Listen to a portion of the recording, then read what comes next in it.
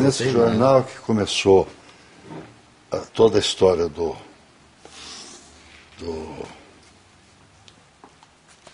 dicionário. Arco, taco, verbo, é aqui que comecei. A gente põe tudo contigo, coisas, sabe, fofocas, filosofia. Aqui que era, desculpe. O guia auxiliar, tá vendo? Foi aí que começou.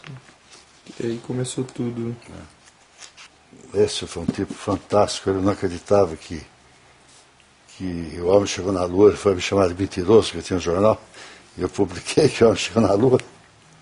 Ele falou, mentiroso, mentiroso. O Jamil Maluf hoje é um dos maiores maestros do Brasil. Ele foi maestro da Sinfônica de São Paulo e ele é nascido em Piracicaba.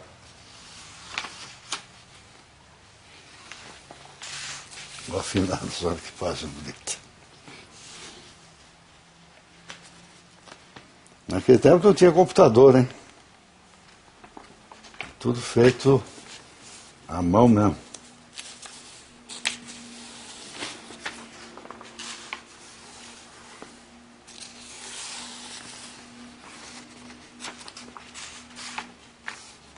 Isso daqui nós inventamos, que hoje chamaria-se de banner, né?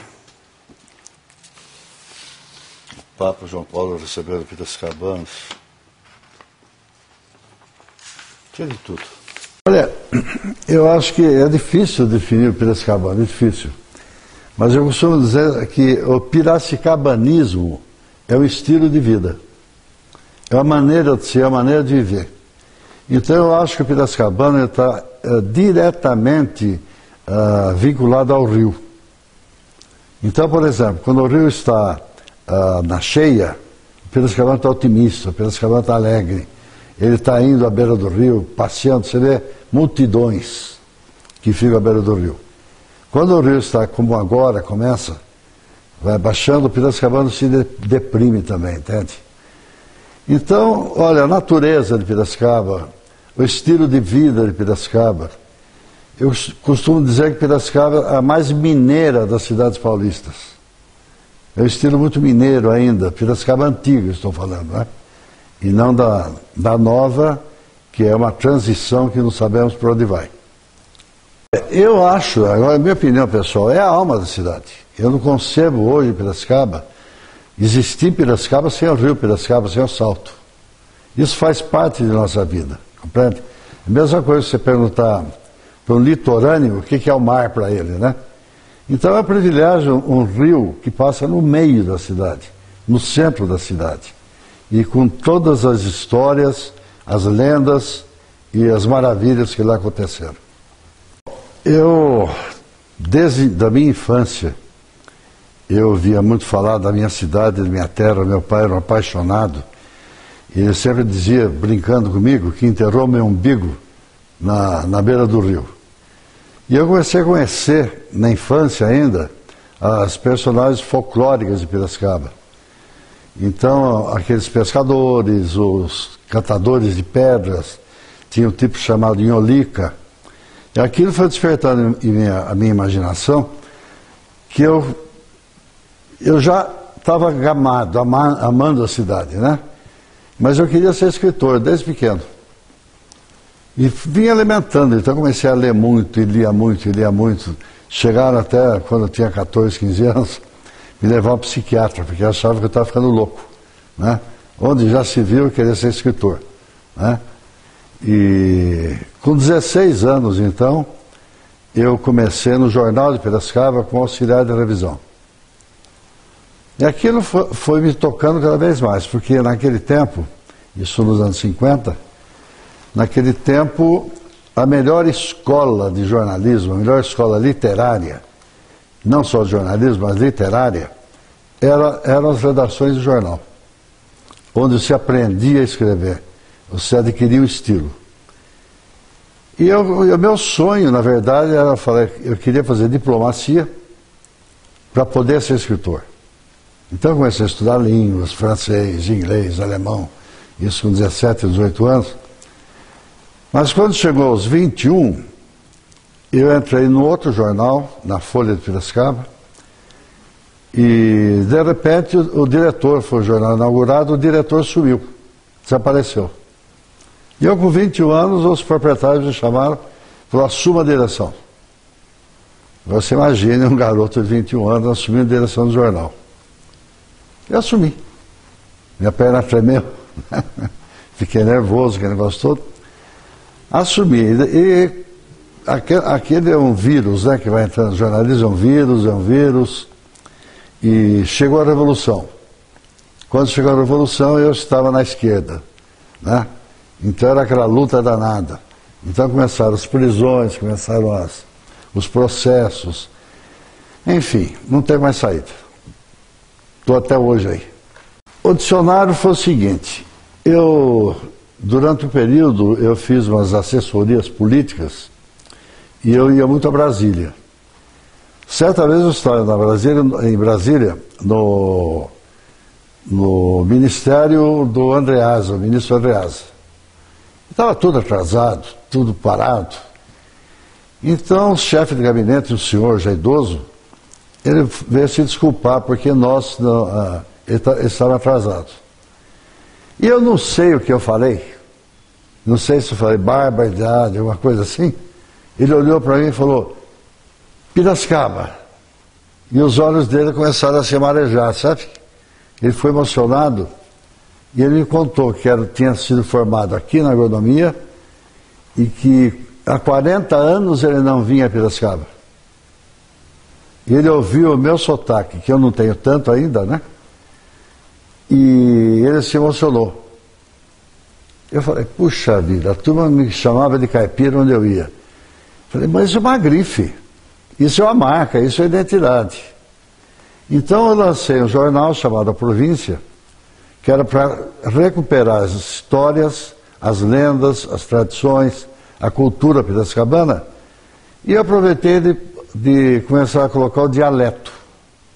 Então tinha uma coluninha, o dialeto piracicabano. Foi um furor. A cidade toda começou a me mandar palavras. Você esqueceu dessa, esqueceu daquela, esqueceu daquela. E foi indo, até que me sugeriram de fazer um livro. E fiz. Você não acredita que eu fiz uma tiragem de 2.000 exemplares, em 15 dias subiu a primeira edição. Mas foi assim, um amigo meu me disse que eu tirei no mosquito e acertei um elefante, né? Foi um sucesso e começou a espalhar, daí fiz a segunda, a terceira, fui renovando, aumentando, né? E até hoje o livro tem esse sucesso. A Piracicaba tem causos sem fim, né? Inclusive eu estou querendo escrever um livro só sobre os causos de Piracicaba. Nós tínhamos um prefeito aqui em Piracicaba, que é o mais famoso de todos, e o maior prefeito que Piracicaba teve, era o Luciano Guidotti, né? E o Luciano, ele era um homem, não tinha estudo nenhum. Eu acho que não terminou o 4º ano de grupo. Mas uma inteligência impressionante, mas ele falava errado. Então conta-se que ele era de Avaré, da cidade de Avaré. Então o Chico Buarque veio para Piracicaba, e os dois se encontraram. O Chico Buarque se apresentou, Chico Buarque de Holanda, ele, Luciano Guidotti de Avaré. Prudente Moraes, Luiz de Queiroz, Mário Dedini, Luciano Guidotti são grandes figuras. O Prudente Moraes, você veja, é o primeiro presidente civil da República. Ele vem de Itu para cá, ainda jovenzinho, se instala aqui, uma inteligência privilegiada, um republicano de primeira hora, um progressista. Então Piracicaba, até hoje, ela vive a herança dos Moraes Barros. Mesmo inconscientemente, Piracicaba às vezes não está percebendo o que está fazendo, mas é a herança dos Moraes Barros. Uma herança assim de muita dignidade, sabe, de muita descrição, de muito recato e uma cultura extensa, né? Agora, para você ter uma ideia, o grande Júlio Mesquita, do Estadão, que é campineiro, ele era secretário pessoal do Prudente Moraes, né? Então, Piracicaba deve, as figuras do passado são incalculáveis. o que eles fizeram por Piracicaba, que chegou a ser a terceira cidade do estado de São Paulo. O roubo do acervo, para mim, foi um choque maior do que a violência que eles fizeram nessa invasão, me ter amarrado, aquilo tudo. Porque, na verdade, ali são 50 anos de trabalho. E tem coisas que eu nem sei o que tinha lá mais. Que eu fazia backup de um computador para o outro. Né? E ali está a história de Piracicaba. Então eu confesso que eu senti uma depressão profunda. A violência parece que até ficou em segundo plano. Né? Mas eu venci isso. Eu achei que as coisas não acontecem por acidente, né? Alguma coisa deve acontecer. Então eu já recomecei tentando... Eu vou ter que pesquisar tudo de novo, mas muita coisa eu sei que já foi perdida. Mas eu achei alguns disquetes antigos, muito antigos, que talvez eu possa recuperar. Minha preocupação são as fotos, que eu não sei agora como recuperá-las, que muitas famílias me deram fotos, e eu já não me lembro quais famílias, não é? De tantos anos. Mas eu acho que eu saio dessa. Eu vou sair dessa.